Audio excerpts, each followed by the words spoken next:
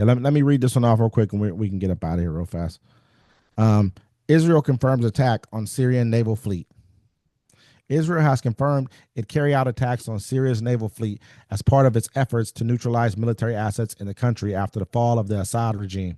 In a statement, the Israeli Defense Force said its ships struck the ports at Al-Bayda and Latakia on Monday night, where 15 vessels were docked. The BBC has verified photos showing blasts at the port of Latakia, with footage appearing to show extensive damage to ships and parts of the port. The IDF said its warplanes had conducted more than 350 airstrikes on targets across Syria while moving ground forces into the demilitarized buffer zone between Syria and the occupied Golan Heights. Earlier, the UK-based Syrian Observatory for Human Rights said it had documented more than 310 strikes by IDF since the Syrian government was overthrown by rebels on Sunday. So basically, I really want just to hop into this real fast because I feel like, some of this stuff sounds real planned. It sounds like to me, my personal opinion, that the Syrian government, the Syrian military was probably not being funded the appropriate way. That they were probably missing payments with Russia's, with the ruble kind of collapsing, with them going through their problems, internal strife that they've been going through in Russia, having to bring in North Korean troops, have to bring in troops from Yemen, pay mercenaries to come in and fight. And I think that they kind of dropped the ball with one of their other kind of proxy, because Syria was pretty much a proxy of Russia.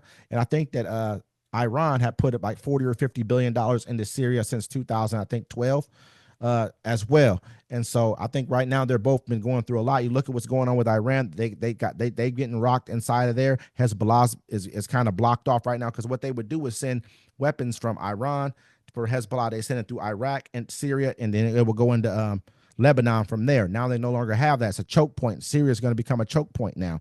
And you look at what's happened with those guys over in Gaza. Look at Hamas. They're decimated. You also now look at what's going on with the Houthis. They're being hit consistently, and so I think those two people kind of those two funding sources probably fell apart for Syria, for Assad, and that's why he collapsed. People don't realize that the complexity of what's happening right now. But I think when we'll look back, we'll remember Joe Biden as the Gaff King, but we'll also remember remember his administration as one of the most strategic and well honed administrations that we've ever had. Yeah.